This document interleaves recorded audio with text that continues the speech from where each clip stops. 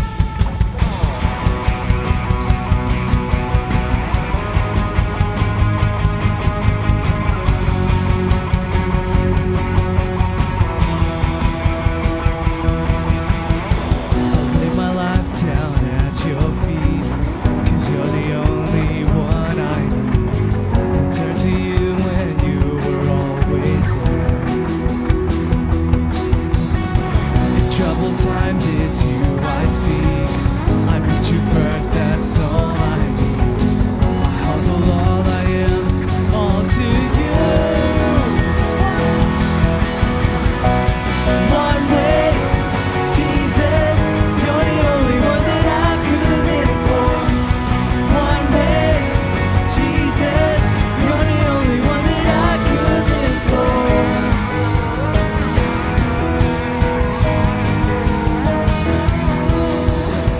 You were always, always there, every how and everywhere. Grace abounds so deeply within me. You will never ever change. The yesterday, today the same. Forever to forever meets no end. One way, Jesus, you're the only one that I could live for. One way, Jesus, you're the only one that I could live for. One way, Jesus, you're the only one that I could live for. One way, Jesus, you're the only one that I could live for.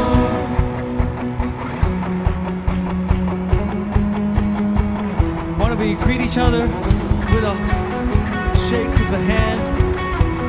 Why don't we all greet each other, greet our neighbors? Let's go around, let's go.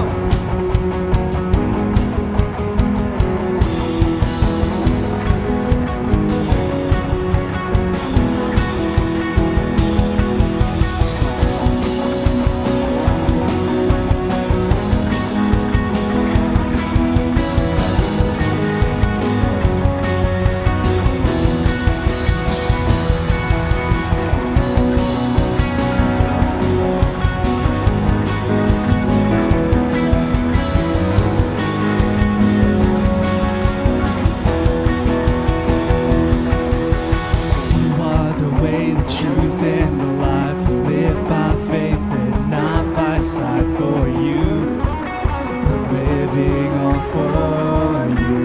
You are the way. You are the way, the truth, and the life. We live by faith and not by sight. For you, we're living all for you. You are the way, the truth, and the life. We live by faith and not by sight. For you, we're living all for you. You are the way, the truth, and the life. We live by faith and not by sight. For you, we're living all for you. One way. One way, Jesus, you're the only one that I could live for. One way, Jesus, you're the only one that I could live for. One way, Jesus, you're the only one that I could live for. One way, Jesus, you're the only one that I could live for.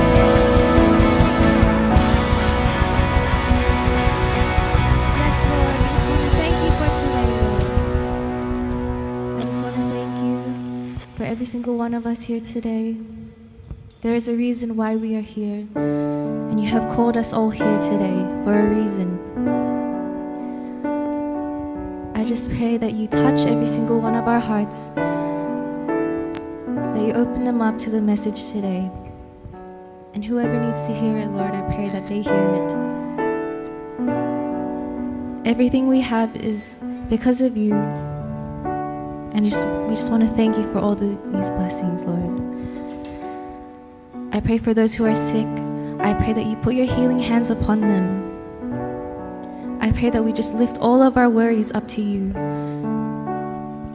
because you've taken care of it all for us, Lord. Whatever trials that we may be facing, Lord, I pray that you give us strength and peace, and know that you have already won all of our battles, Lord. And I just want to continue to pray for this congregation, that we may focus on you in everything that we do, Lord. Not just today, but every single day of the week. I pray that we just look up to you, Lord. Thank you, Lord. I pray all this in your name. Amen.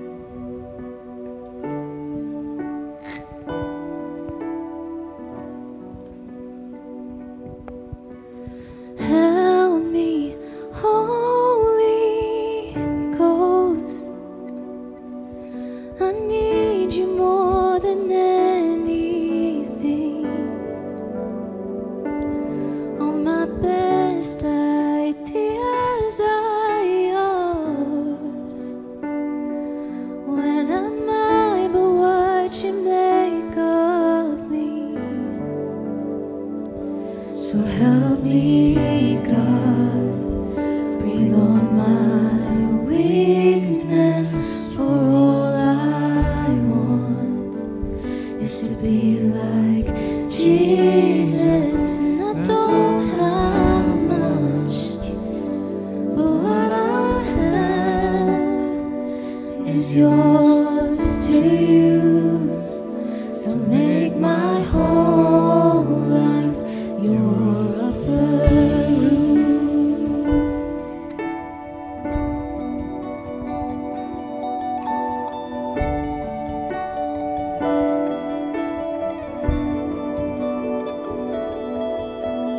Help me, Holy Ghost. I need you more than I can say. May your thoughts become my own, till the Father's will be done in me. So help me, God, breathe on my weakness. For all I want is to be like Jesus. And I don't have much, but what I have is yours to use. So make my whole life your upper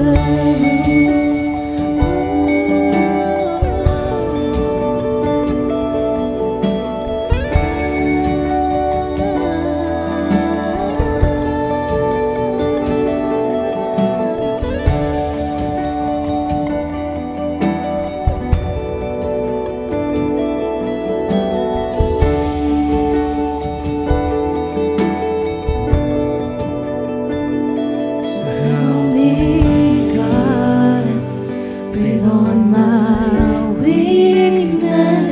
For all I want is to be like Jesus. And I don't have much, but what I have is yours to use.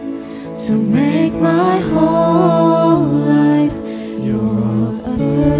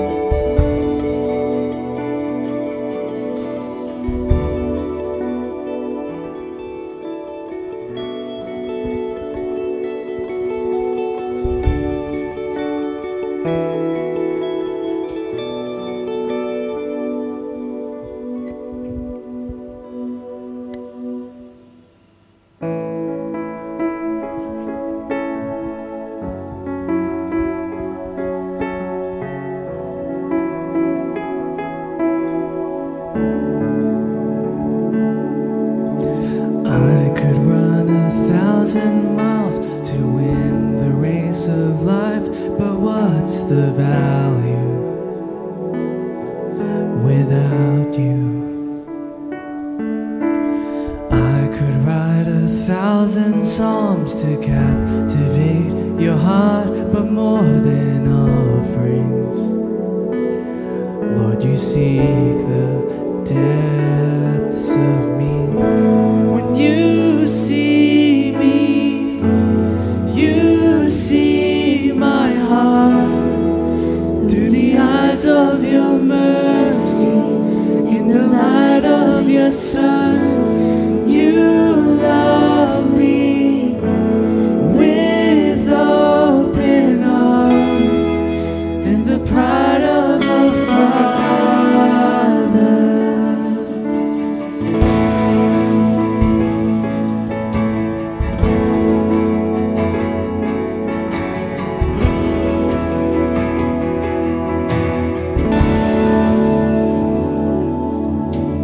I was once a prodigal, burdened by my shame, till you came running to remind me. Your love is unconditional, and in your eyes I'm worthy of forgiveness. What was lost is now redeemed. And you see me, you see my heart through the eyes of your mercy, in the light of your Son. You love me with open arms and the pride of a father. You see me, you see my heart through the eyes of your mercy, in the light of your Son. You love me with open arms and the pride of a father.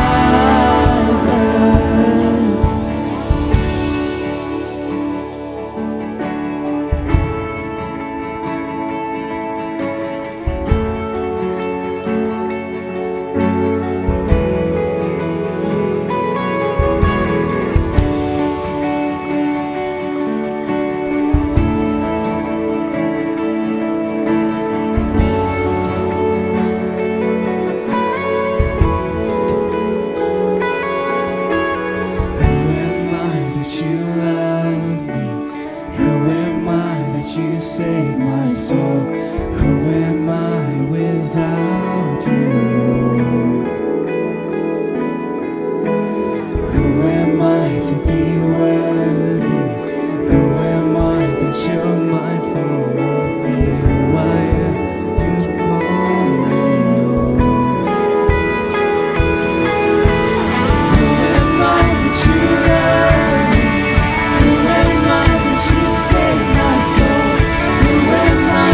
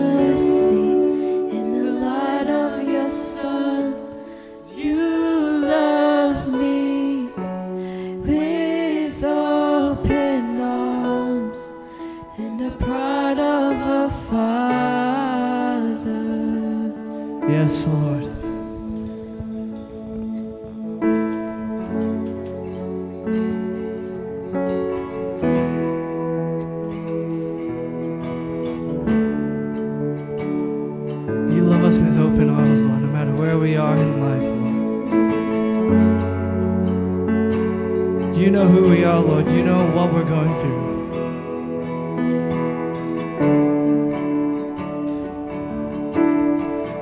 As we finish up this theme for the month, the generosity of God, Lord, I pray that Pastor Tim will deliver this message, Lord, to all of us. It will apply it. Not just sit here and listen, actually apply it to our daily lives, Lord. There's so many things going on in our life, Lord, and I pray that we can just focus our hearts on you, Lord. Set aside everything and just give it all to you, Lord. Because you know what we're actually going through. When you see me, you see my heart through the eyes of your mercy, in the light of your Son. You love me with open arms and the pride of a father.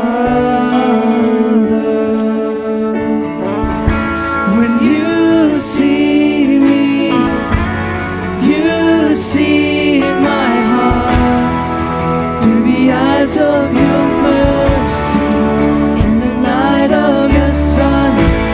You love me with open arms and the pride of a father. You see me, you see my heart through the eyes of your mercy, in the light of your Son. You love me with open arms and the pride of a father. Who am I that you love me? Who am I that you save my soul? Who am I that you call me yours? Who am I to be worthy? Who am I that you're mindful of me? Who am I that you call me yours? Who am I that you love me? Who am I that you save my soul? Who am I without you, Lord? Who am I to be worthy? Who am I that you're mindful of me? Who am I that you call me yours? You see me, you see my heart through the eyes of your mercy, in the light of your Son. You love me with open arms and the pride of a father. Sing it out. When you see me, you see my heart through the eyes of your mercy, in the light of your Son. You love me with open arms in the pride of a father. Yes, Lord. Thank you, Lord, for bringing us here. I pray that this message, Lord, will reach out to someone, anyone. I pray that those who are feeling sick, those who are lost, those who need to reconnect with you, Lord, I pray that that will happen today, Lord. I pray that the rest of this day goes well, and I pray that we have a good, blessed Sunday. In Jesus' name I pray, amen.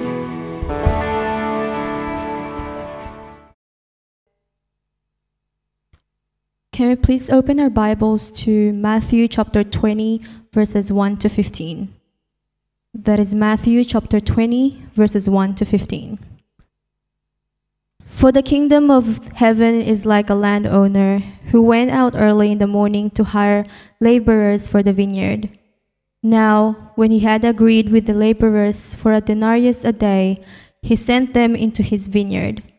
And he went out about the third hour and saw others standing idle in the marketplace, and said to them, "You also go into the vineyard, and whatever is right I will give you." So they went. Again he went out about the 6th and the 9th hour, and did likewise. And about the 11th hour he went out and found others standing idle, and said to them, "Why have you been standing here idle all day?" They said to him, "Because no one hired us." He said to them, "You also go into the vineyard, and whatever is right you will receive." So when evening had come, the owner of the vineyard said to his steward, "Call the laborers and give them their wages, beginning with the last to the first." And when those came who were hired about the 11th hour, they each received a denarius. But when the first came, they supposed that they would receive more, and they likewise received each a denarius. And when they had received it, they complained against the landowner, saying, "These last men have worked only 1 hour, and you made them equal to us who have borne the burden and the heat of the day." But he answered one of them and said, "Friend, I am doing you no wrong. Did you not agree with me for a denarius? Take what is yours and your way. I wish to give you this last man the same as to you. Is it not lawful for me to do what I wish with my own things? Or is your eye evil because I am good?" This is the word of the Lord. You may now be seated. Thank you very much, Geneva, for reading to us the Word of God. And thank you to the praise and worship team for leading us and drawing us in worship, to our youth who led our worship today. So let's show our appreciation to them. And very good. Thank you. So the title of our message today is called The Extravagant Generosity of God. Originally, the title of this message is The Generosity of God. But along the way, as I prepare this message, I realized that the word generosity, or just generosity, is not enough to describe our God, because our God is truly an extravagant person or being. When we think of His generosity, we should put the word extravagant, because the word extravagant means out of the ordinary, out of the normal. When you give something, you give more if you are an extravagant. If you're dressing up, you dress normal. If you want to be extravagant, you dress more than normal. And that is what our God is. He is extravagantly generous God. Amen? Amen. Let's pause for a word of prayer. Let us pray. Heavenly Father, as we look at your extravagant generosity today, speak to us and we will listen. Convict us, inspire us, that we may not only be hearers, but doers of your word. I commit every person listening to this word of yours, that it will bring life to them, to each one of us. In Jesus' name we pray. Amen and amen. All right, so far we have learned that we are steward of what? Steward of what? Time, talent, and possession. Very good. He's really listening. Very good. So we are steward, and stewardship means managers or caretakers of something or someone that belongs to others. So we don't own it. We are just being entrusted to take care of it, to look after it, and to manage it. So we know that we are steward of time. The time doesn't belong to us. It belongs to God. Our talent doesn't really belong to us. It belongs to God. And all our possessions doesn't belong to us. We are caretakers because it belongs to God. And we have learned that the problem with stewardship begins when we become confused on who is the real owner. If we think we're the owner and not God, then the whole concept of stewardship, of our understanding of stewardship become confusing, or we are confused. So once we understand that everything we have comes from God and belongs to Him, then the whole issue of stewardship takes on a new light. We change our focus at the time when we understand that everything belongs to God. As Psalm 24 verse 1 says, "The earth is the Lord and everything in it." The earth is the Lord and all those who dwells in it.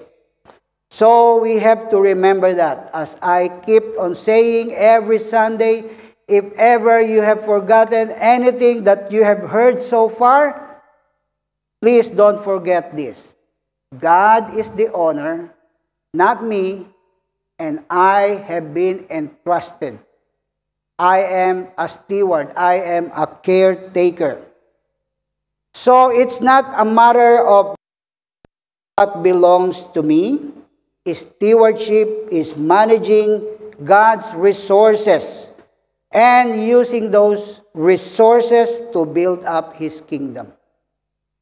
So our role as a steward is to know how the owner wants us to use, to dispose, to keep, and to manage what is entrusted to us. And also we have learned that we must develop an attitude of gratitude. Amen. Because gratitude begins where my sense of entitlement ends. We feel entitled at many times. We feel that we deserve it. That's why we are entitled to it and we don't become grateful. But when we have that attitude of gratitude, then that sense of entitlement, we are not entitled to it. We only have it because God is a God of grace and He entrusted it to us. So, that's what we have learned so far. And today we have a very interesting scripture reading. So let's recap what is our scripture reading today. So our scripture reading in Matthew 20, verse 1 to 15, actually in some translation, the very last word is not because I am good, but because I am generous, if you look at other translation. But anyway, let's recap. So, the story is a story called parable. And it was Jesus who's telling the story to His disciples. And Jesus is describing how things operate within the kingdom of God, within the kingdom of heaven, which reflect the character and nature of God. So the story begins with a wealthy landowner. And he goes out and hire workers for his field, for his vineyard, throughout the day, beginning at a very early in the morning, around 5, 6 o'clock in the morning. He went to the marketplace because in the marketplace, workers are standing there waiting for someone to hire them. So the landowner went there around 5 o'clock, 6 o'clock, and saw a bunch of people. And he said to them, "Come, work for me. I have a vineyard or a vineyard, and you work there." Okay, and then he went back at around 9 a.m. And so more people waiting to be picked up. So he told them around 9 a.m., "Come on, I have a vineyard. You go there and you work." And then he came back again around 12 o'clock at around noontime. And so more people, and he hired them too. And then he went back about 5 p.m., almost the end or the closing of the day. And he hired them again.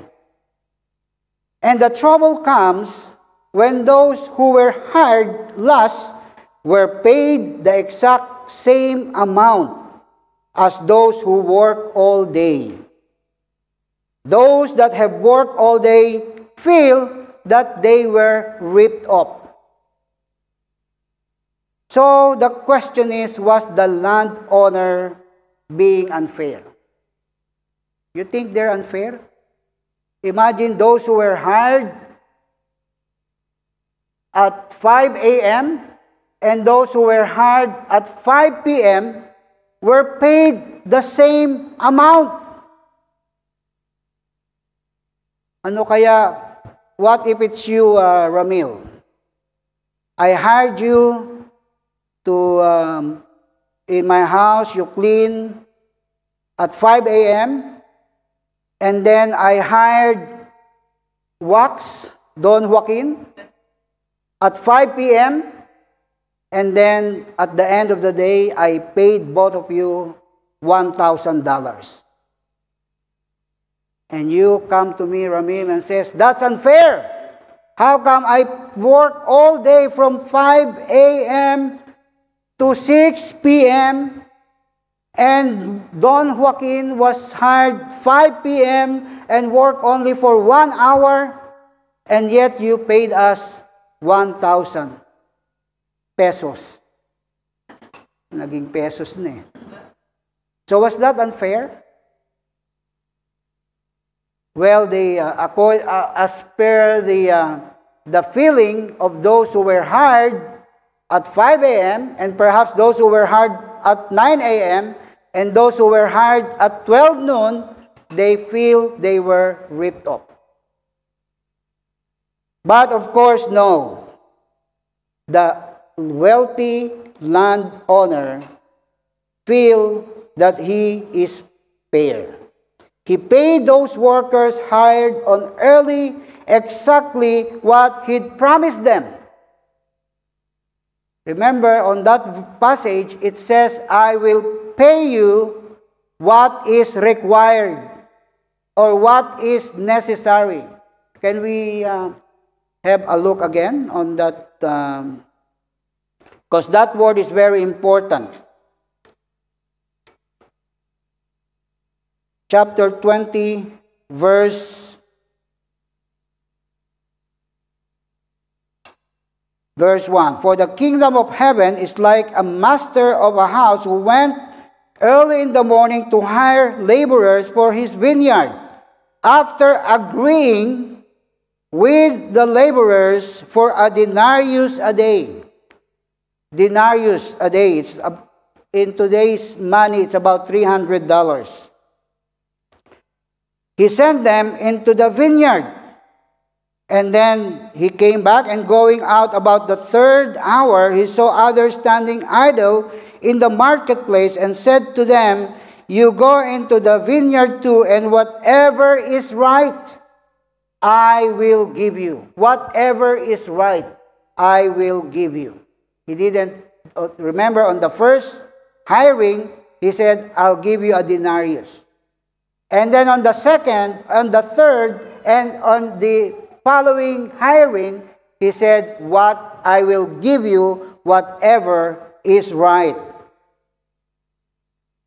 So the parable ends at the end of the day. But if this practice went on for several days, if it happened again the following day, or the third day, or the fourth day, I'm pretty sure everyone will not show up at 5 a.m. or 9 a.m. or 12 noon. Everyone will show up at 5 p.m. Don't you think? Because if I'm the one who was hired at 5 a.m., I'm gonna sleep in the following day or on the next day. I will sleep in and show up there at 5 p.m. because I will be paid the same amount anyway. And that is our nature.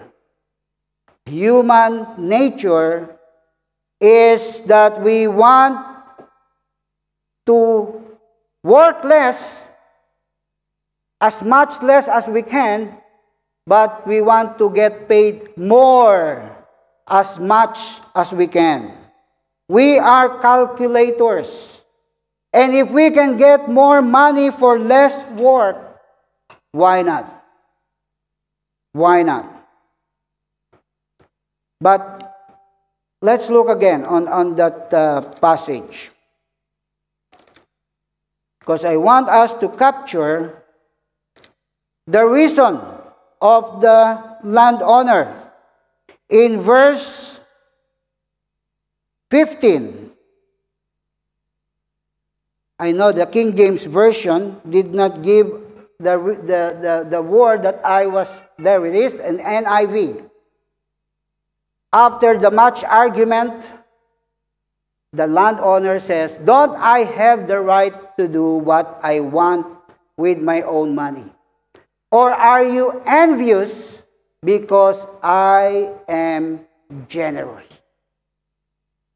So the real issue here is the landowner is not being unfair, but because of his generosity.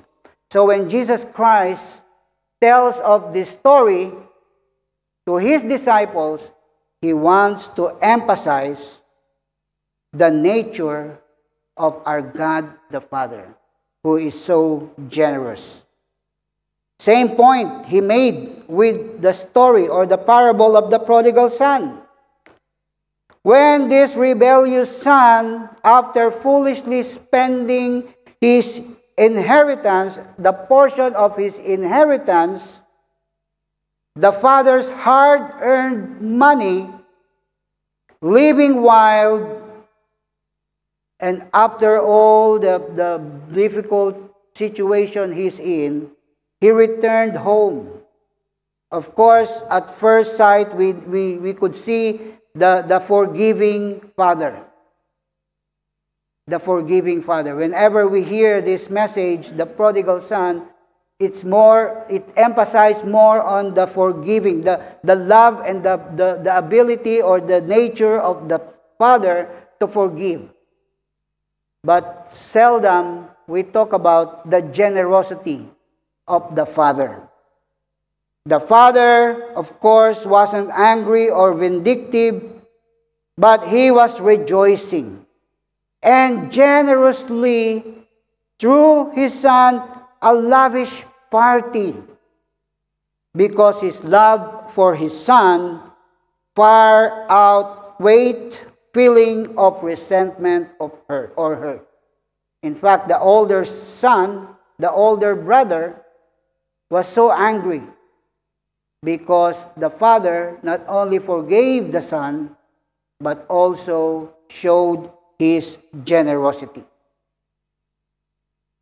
And again, in the parable of the banquet, when the king asked his servants to go out in the street and invite people for his party. And some people made so many excuses. So the king said, "Go out, get the blind, get the disabled, get the people on the street, the poor, I don't care, but let them in. And I want to give them a lavish party." So that's our Heavenly Father. He wanted to be extravagantly generous to you and to me. And the explanation at the end of the parable is that the reason these laborers hired late were given just as much as those hired earlier in the day is because they worked so much harder than the others. So every workers were paid in accordance or not paid in accordance on how they work. That's why in some places, like I believe now in Mildura, they don't pay by the day. They paid by the amount of the fruit they pick. So Jesus' parable is exactly the opposite.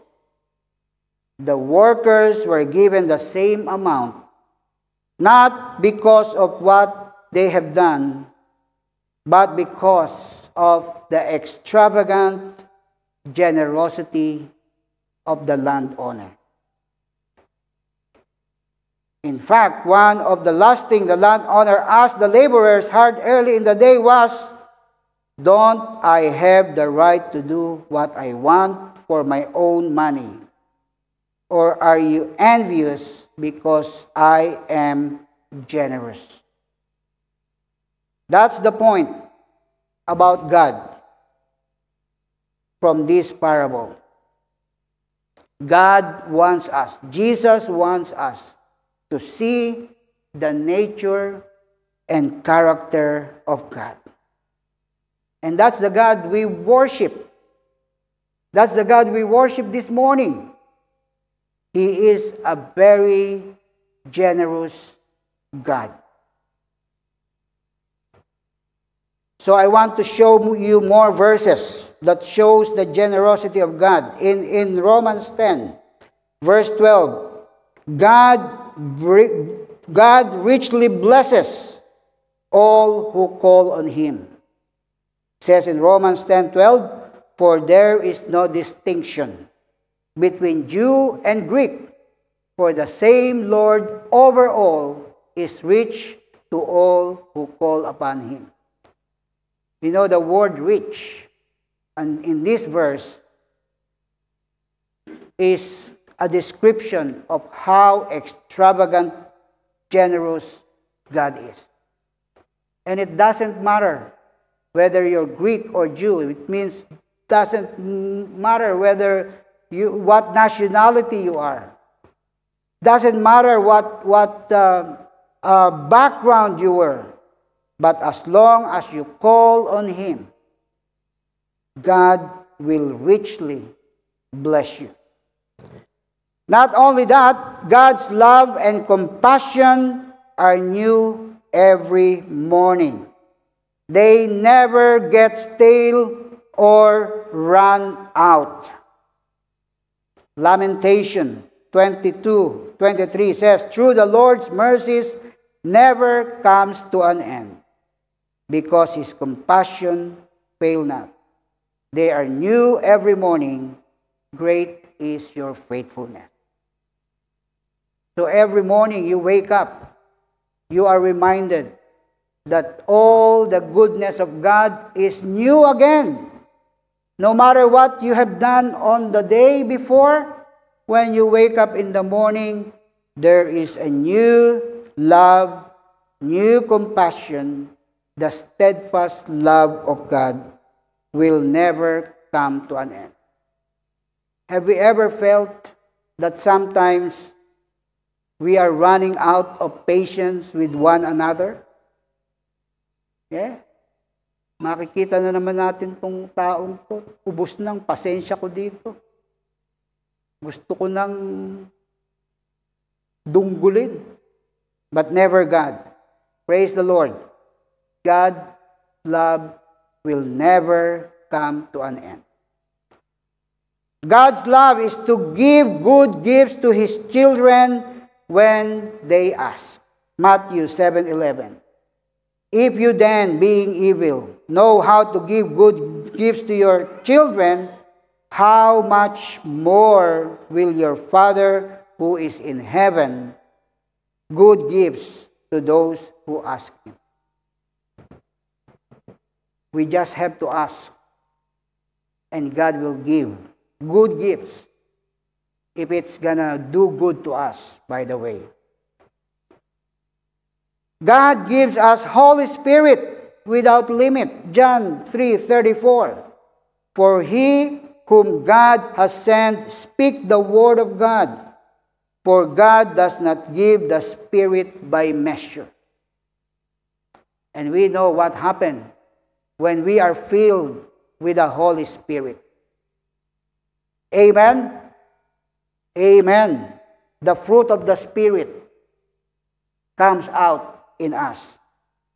You know the story in Exodus about God providing manna to the Israelites is a show of His generosity. How extravagant His generosity is. Think of all God provides to us in God's love. Everyone, take a deep breath. Breathe out. Breathe in. Breathe out. Do you know that's free? The air that we breathe, someone said that we breathe 28,000. We do 28,000 breathing every day. 24 hours. For 24 hours, we do 28,000 breathing. If you want to know that I'm telling the truth, you can start counting now. At exactly 11:20, and you stop tomorrow at 11:20, you count it, it's 28,000. And it's free. Do you know how much will it cost if God charged us with that free air? And we don't think about it. We hardly think of that. That just the air that we breathe, 28,000. Piso-piso na lang sa isang araw, sa isang hininga eh. That's 28,000 pesos. Kung dollar pa yun. You know, Niagara Falls. The falls at Niagara are around 12,000 years old. Nag-form po yan 12,000 years ago. And that water comes from rivers in Michigan and Canada. And we were blessed to be able to visit that place. Ayun. We visited it, kailan ba tayo nag-visit? 2019. You know that I have a note here, by the way. You know that Niagara Falls is pouring out 25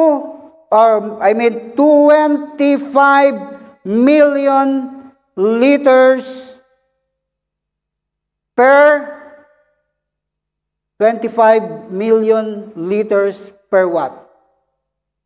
Who wants to guess? Per minute daw? Per second? 25 million liters per second. At iyan po ay yun lang sa Canada side.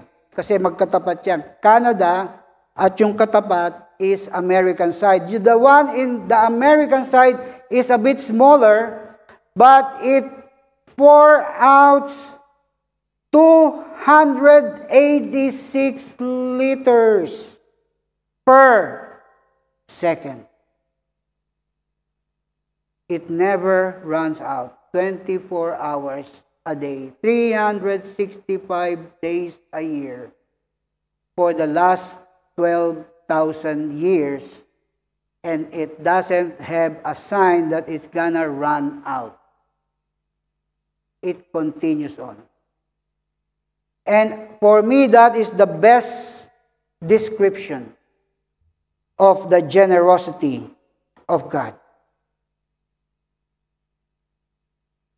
God is generous in nature.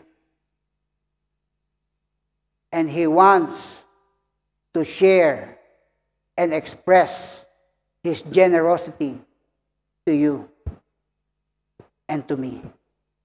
I know you have a story to tell about the generosity of God. Let's see more of God's generosity. You know that God will supply more than you anticipate.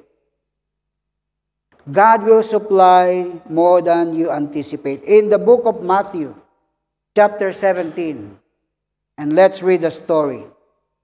Verse 24 to 27, it says, After Jesus and his disciples arrived in Capernaum, the collectors of the 2 drachma tax came to Peter and asked, Doesn't your teacher pay the temple tax? Yes, he does, he replied. When Peter came into the house, Jesus was the first to speak. What do you think, Simon? He asked. From whom do the kings of the earth collect duty and taxes? From their own sons or from others? From others, Peter answered. Then the sons are exempt. So in other words, Jesus is not supposed to pay the tax. Jesus said to him, But so that we may not offend them, go to the lake and throw out your line. Take the first fish you catch, open its mouth, and you will find a 4 drachma coin. Take it and give it to them for my tax and yours. You know, God's blessing sometimes comes from the most unusual place to the most unusual circumstances or situation. You know, at this time, they found out that when they go to the temple, they have to pay tax, 1 drachma each person. And the problem is they don't have money. So the story goes, Jesus told the disciple to go into the lake. Last few weeks ago, we went to Marimbula, the haven for fishing. And because it's cold, wala pong nagfi-fishing. But anyway, that's what Jesus said. And they did. Yung fish na na-catch nila, Jesus said, ibuka mo yung bibig, and you will find 4, 1 each for them. Have you ever experienced that in your life? That you are in need of something and you don't know where to get it, and lo and behold, in the most unusual person, to the most unusual circumstances, God showed His generosity to you. Amen, if you have that experience. If not, just wait. Because God will show, He is so eager to show His generosity to you. It happens to us many years ago, and I know you've heard this story many, many times. But I love telling this story. When my kids were still in school, and we cannot afford to send them to private school anymore, so we decided to pull them out of that school because the tuition fee is very high. And you know what happened to those who have not heard this? Those who have heard this, just cover your ear. You know, on the last night or last day of school, someone came to me, a person that I have never met before, and not even a Filipino, blonde hair, and said to me, Mr. Barrio Quinto, I heard that you're going to pull out your child in the school. And I said, yes. And I heard that the reason is financial. And I said, yes. Please don't. Why? Because I prayed about this, and the Lord spoke to me and said that I'm going to pay for your son's tuition fee for the whole year. Next year. And I almost dropped. And I said, I contained myself, and I said, let me pray about it. I'll get back to you. And shaking legs, hiwalay kami. And Christy was home at the time. And I told Christy. And Christy was surprised and said, what did you say? I said, I'm going to pray. And Crispy almost choked me. No, we both prayed together. And then after a few days, we went back to the person. It happened to be Dondi's teacher, one of his teacher. And I said, I only have one question. What about the school bus? And she said, okay, we'll cover it as well. Are you sure you're going to pay for the whole term next year, the whole year? And she said, yes, I'm going to pay for the tuition. In the most unusual person, in the most unusual circumstances, God showed His extravagant generosity. In this story, the fish, who would ever think that the fish will have the exact amount to pay for the drachma tax? See, God will supply more than you anticipate. Secondly, God is able to do more than enough according to His power. More than enough. Ephesians 3:20 says, now to Him who is able to do immeasurably, exceedingly abundantly, more than all we ask or imagine, according to His power that is at work with us. Amen and amen. More than enough. God is not content with just enough. He will give you more than enough. You know, when I was still a single person, girls run after me. And I said to them, leave me alone. And I pray to God, Lord, just give me a life partner that I could stay, be with her, till death do us part. And you know the story. God did not just give me a life partner. She gave me a beautiful 60-year-old wife, partner, co-worker, ministry partner, and so on and so forth. More than, sinabi ko lang nun, Lord, basta nakapalda, pwede na. Basta nakapalda, okay na. But God is not content in giving us enough. He wants to give us more than enough, but according, remember, enough according to His power. And could you imagine how powerful, how mighty, how rich our God is? Because that is the third point. God will meet all our needs according to His riches. Philippians 4:19. God will supply all your need according to His riches in glory by Christ Jesus. Not all that we want, but all that we need.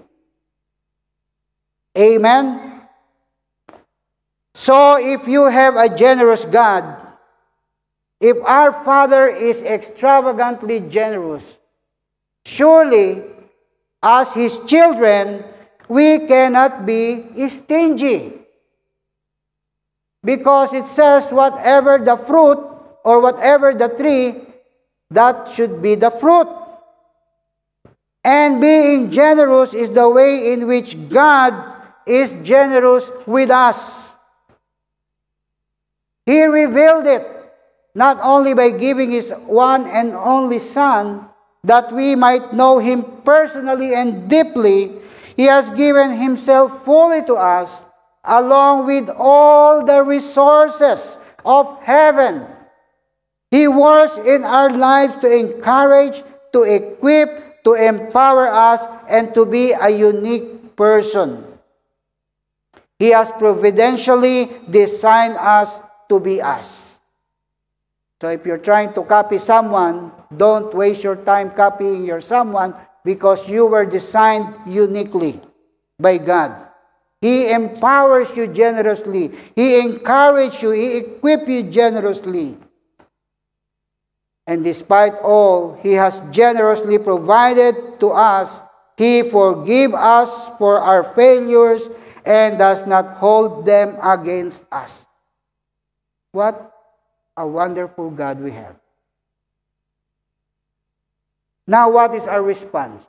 How should we respond to my extravagantly generous God? First of all, we have to be generous and share joyfully.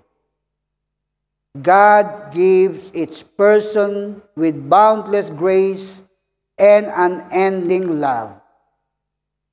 Our response to that love and grace is to love and be gracious as well. But then how come it's so hard for us to love and give grace? We should be agent and channel of God's love and grace. Because our God is generous, we have to be generous and share joyfully. You know, John Wesley. Do we know John Wesley? Who have heard of the name John Wesley? Ayun, si Jay, si Phil, and I'm sure some of us. John Wesley is the founder of the Methodist Church. And in Australia and other parts of the world, we have an organization called Wesley Mission. They work in charities. You know, John Wesley once said, to earn all you can, save all you can, and give all you can. If you can earn all you can. You can work as hard as you can. Of course, we still have to know our priorities, but earn all you can. And save all you can. But then again, don't forget the very last part of what he said. Give all you can. Give all you can. So be generous and share joyfully. As God generously blessed you, as God has entrusted to you so many things, we have to be generous. We cannot afford to be stingy. It doesn't reflect who our Father is if we are stingy. You know, I don't believe, because we have a saying in the Philippines, yun daw mga Ilocano ay kuripot. Hindi po totoo yan. At si Brother Sam ang makapagpapatunay dyan. Diba, Brother Sam is GI yan, GI. Alam nyo ba yung GI? Genuine Ilocano.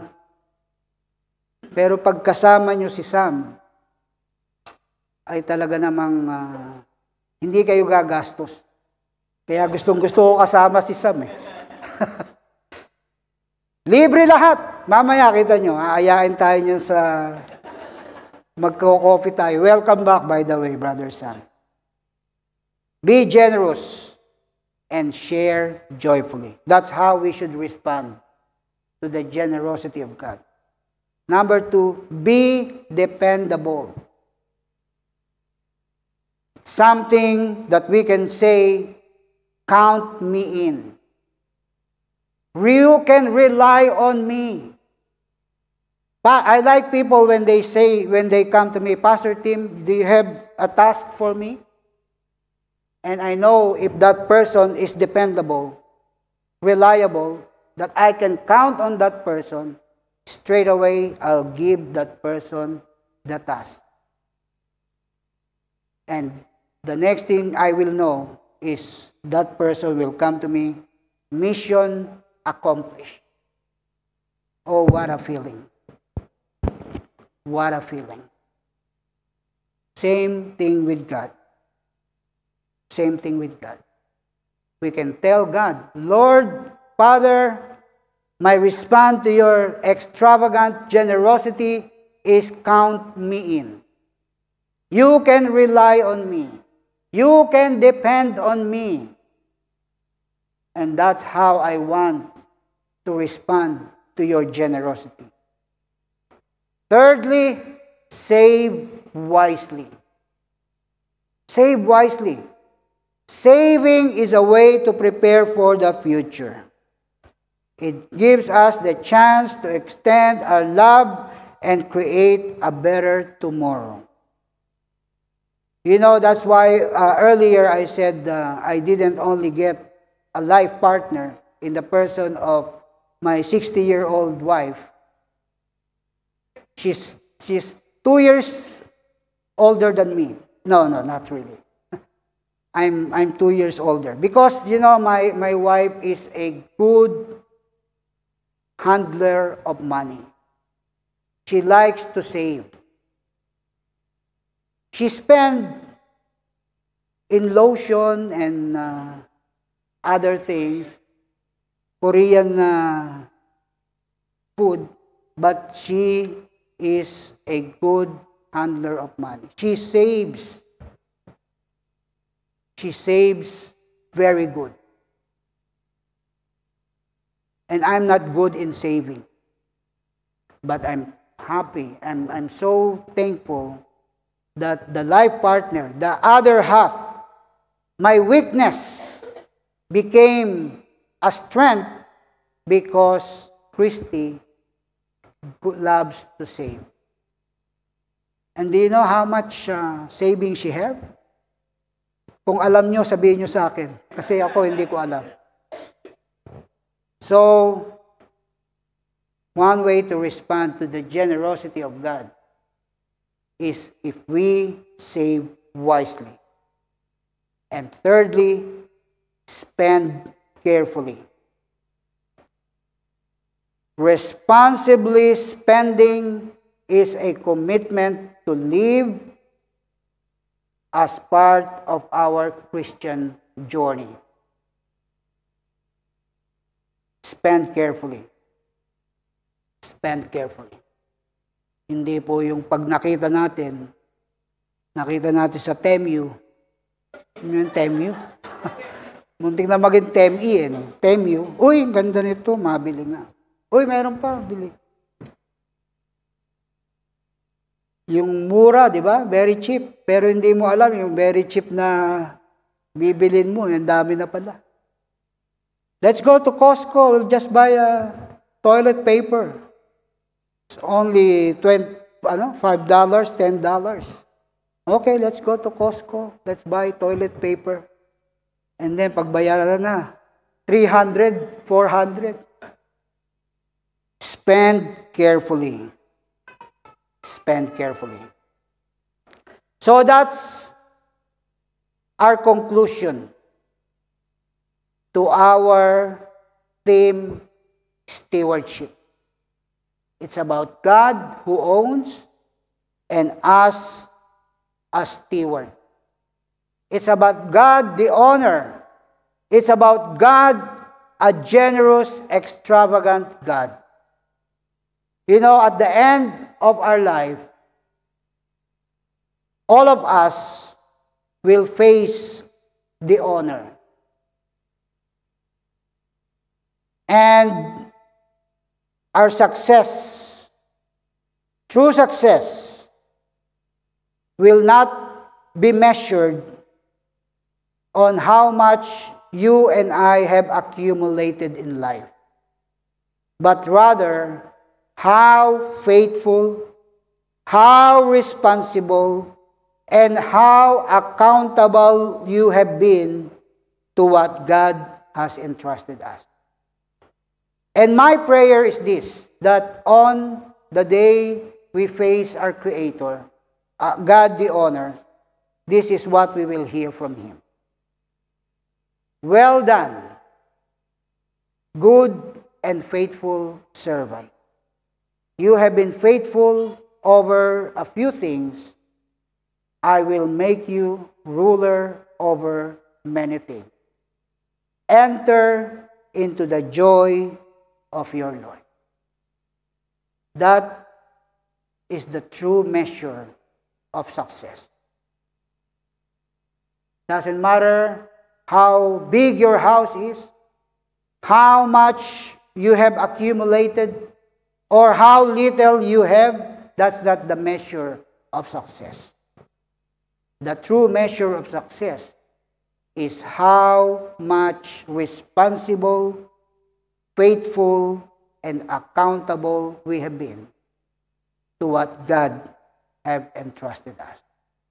And my prayer is that each one of us, as we face our Creator one day, as we face the true owner one day, we will be welcomed with the word, "Welcome, well done, my good and faithful servant. Enter into the joy of your Lord." Let us pray. Yes, Heavenly Father, what an honor and privilege to be entrusted by the true owner. Lord, as steward, we pray that you will help us.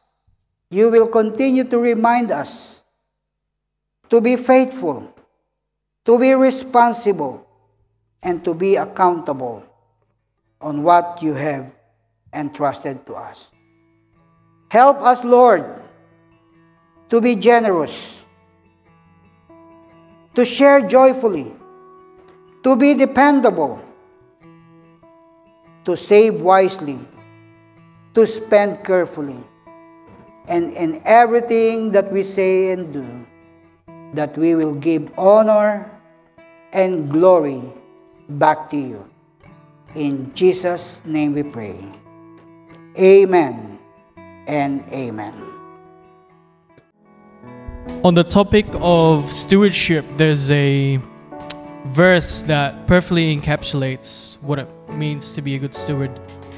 And it's in Luke chapter 16, verse 10. It says, "Whoever can be trusted with very little can also be trusted with much. And whoever is dishonest with very little will also be dishonest with much." So this is something we have to live by in all aspects, especially in giving. Let's pray. Dear Heavenly Father, Creator of all things, we ask for your divine guidance and wisdom. As we gather as a congregation to discuss the significance of tithes and offerings, we recognize the importance of this conversation in our journey of faith. We ask for your divine wisdom to fill our hearts and minds, enabling us to deliver your message effectively. Help us to articulate the impact of stewardship on our spiritual lives and our community. May this discussion inspire a spirit of generosity rooted in the love and grace you have poured upon us. Thank you. There's details on the screen, the BSP. Otherwise, there are bags. Put your money in. Thank you.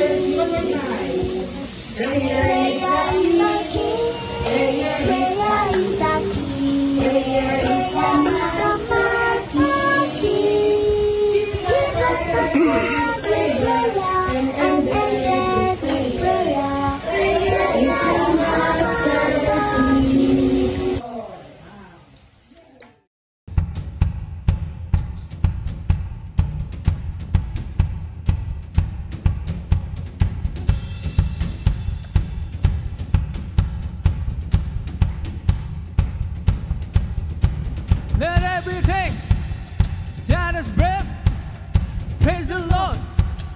Praise the Lord. Let everything that is breath praise the Lord. Praise the Lord. I praise in the valley, praise on the mountain. I praise when I'm sure, praise when I'm doubting.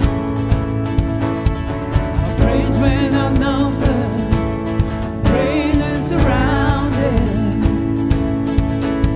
'Cause praise is the waters my enemies drowning. As long as I'm breathing, I've got a reason to praise the Lord, oh my soul.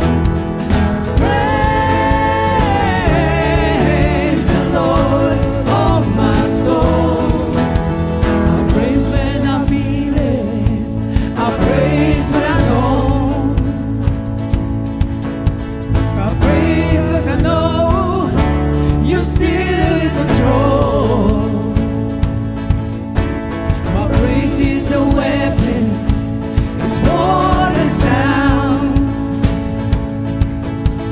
My praise is a shout that brings Jericho down. As long as I'm breathing, I've got a reason to praise the Lord, oh my soul. Praise the Lord, oh my soul. I won't be quiet, my God is alive. How could I keep it inside? Praise the Lord, oh my soul.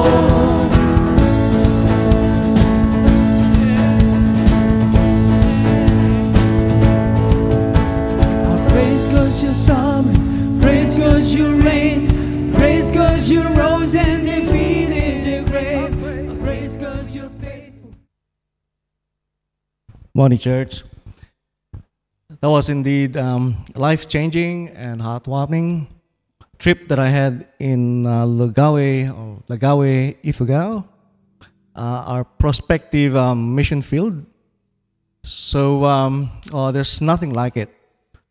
To be on the ground, getting engaged with people, to see how responsive they are to the good news of the gospel of the Lord Jesus Christ.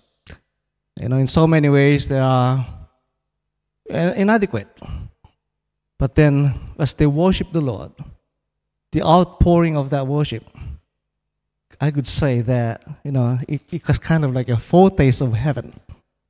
Me getting experience, joining them in their worship service over there. After the worship service, we went to Jollibee. Would you believe we traveled like one and a half hour to get to Jollibee? It was amazing because as I look at their faces, it was like they saw Jollibee as something like Disneyland, you know, or like a movie world for them. And it was a joyful moment for them to get to experience how it is to be, having lunch in Jollibee. Well, thank you, church, for your love and your prayerful support in this endeavor. The harvest is plentiful, and the workers are few. So let me challenge and encourage you to give importance the work of missions. This is, as a church, what we've been called to do, to go out and really share God's love to others out there. So thank you. There will be more updates on the outreach as we move along, but it would be incomplete without me giving this away to. This is how they have somehow reciprocated for our generosity. The church over there is a 2-year-old church, and thank you, Doc Dondi and Marisa for facilitating the trip. And as a way of thank you, a small way of thank you from them, they're sending this coffee bag for the church. So, tama-tama, Pastor Tim. Magpapakape tayo. No? And also, this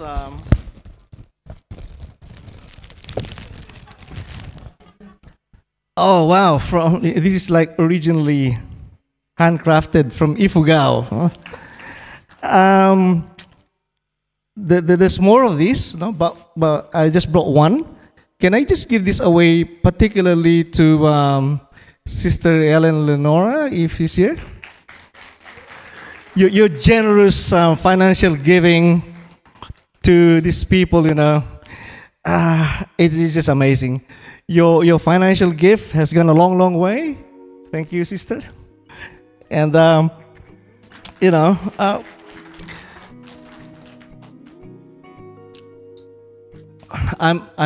at a loss of words. I'm at a loss of words, or for words, because truly, this trip has changed my life forever. I just pray to the Lord that somehow this will influence you to really seriously think about the importance of mission work and receive the joy that comes from it as you generously share out your blessings to others and ultimately reach them out for the Lord and get them to know the good news about Him. So thank you very much.